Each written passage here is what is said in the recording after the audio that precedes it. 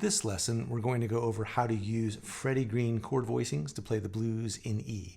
And if you'd like to download the tab for this lesson, for the example that I just played, you can go to the link below or the link on screen to sign up for my newsletter and get a PDF with a note-for-note transcription of the opening example. So Freddie Green voicings are these 3-note voicings using the 6th string, 4th string, and 3rd string. And they get their name from the great rhythm guitar player Freddie Green, who played with Count Basie for 50 years.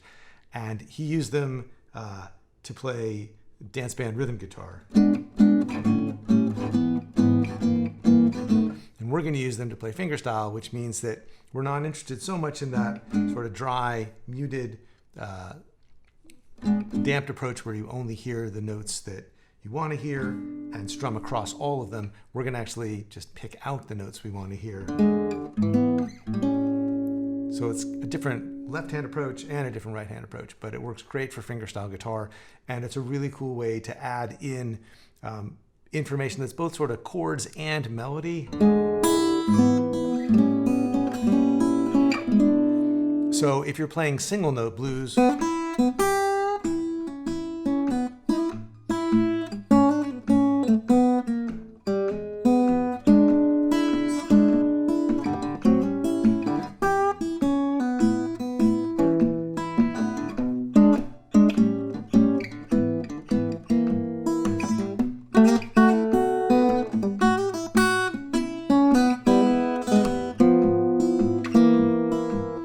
right? You can make up different kinds of call and response, and you can break up the single note licks and the bluesier sounds with these fuller and jazzier chords. So for this lesson, we're just going to focus on how to put the chords together.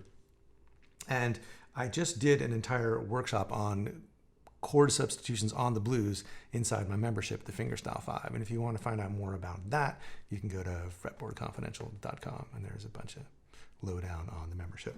But what we're going to do in this lesson is just frame out where the chords fit and how you put them together to make the chord progression. So let's do that. For E, we're going to have basically 3 chord voicings or chord shapes that we're using. This one here with the root and the flat 7 and the 3rd. This one with the 3rd and the root and the 5th. And this one with the 5th and the 3rd and the flat 7. So those are our landing spots for when we're playing an E chord. And then for A, we're going to use this voicing primarily, or this one. So here we've got the root and the flat 7 and the 3rd. And you could voice it like this, or finger it like this, with the 5th fret on the E string. But since we've got an open A string and we're playing fingerstyle, why not? So from here, we've got the root, flat 7 and 3rd, and here we've got the 3rd and the root and the 5th. And so you can see right away that, if we're up here, we can land on an E like that. Or if we're here, we can go from an A to an E like that. So the idea is that you're kind of paying attention to the note that's happening on the 3rd string,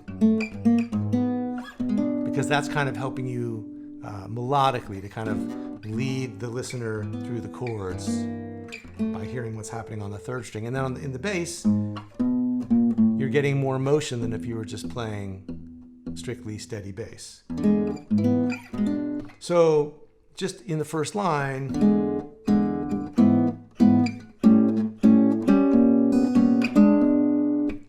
the only wrinkle, besides how we're actually sort of rhythmically playing this, is this chord here. Now this is a B flat diminished chord, or A sharp diminished, and it wants to resolve up to E. It's what's called a common tone diminished chord. If you added in the 4th note of the voicing, you'd have an E right here. And a common tone diminished chord is a diminished chord that has the same note as the root, or as the chord that you're going to. I guess would be a little more detailed and accurate.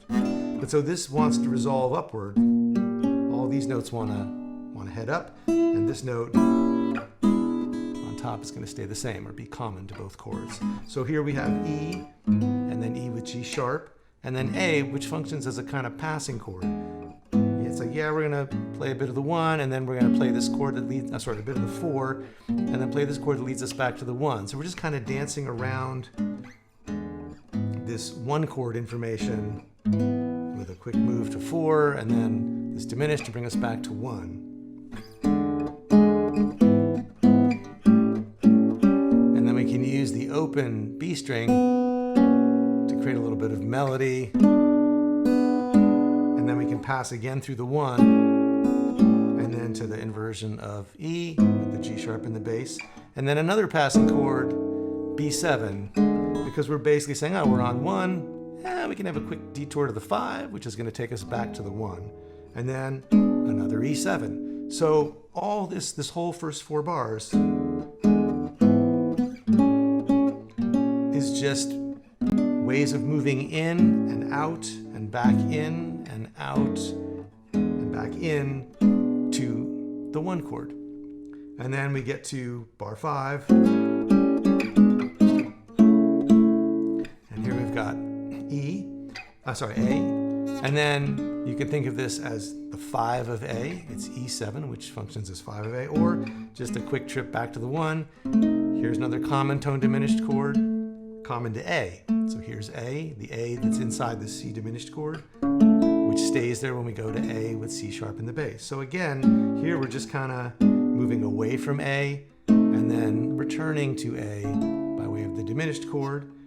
And then we end at the end of bar 6 with this common tone diminished that's taking us back to E. And now we're dancing around E again, bar 7 to A, back to E. We already saw this move. And now here we have a different kind of diminished chord.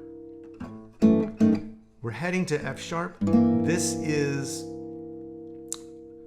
a G diminished chord, and it's functioning as, you can see that the shape is kind of exactly like a C7 with the 5th in the bass. You could also see it as a tritone substitution for F sharp 7 or F sharp with flat 9 in the bass. And if none of this makes any sense, just think of it as a cool sound that gets you to B, right? It's like half stepping onto the B chord, right?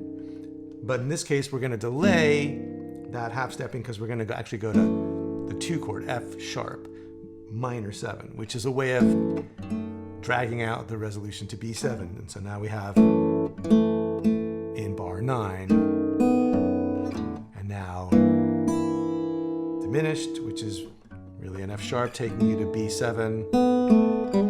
So that whole section, this is 1. So 1, 4, 1, leading you into almost 5, and then 5, and then 5 of 5. F sharp basically with flat 9 in the bass, 2, 5, B7, and then 1, 2, 5, 1. So it's just a sequence of moves, and if you can keep in mind the bones of the chord progression, just the 1, 4, and 5, then you can see all of these different moves as just ways of dressing up and kind of obfuscating and moving towards and away from the 3 main chords that that we all know and love, right? The 1, 4, and 5. So that's a way to use these chords just to sort of map out where you can get to. This example gives you a fair amount of melodic content, but you could also break all of these up into like little 2-bar units and just swap in single note licks and other steady bass moves that you've got in between. Once you get comfortable with the main exercise, you can use it. You can just take it apart and rebuild it however you want. So that's some ideas about how to use the Freddie Green chord voicings on the blues. Again, if you want to download the tab, go to the link below or the link on screen to sign up, and I'll see you next time.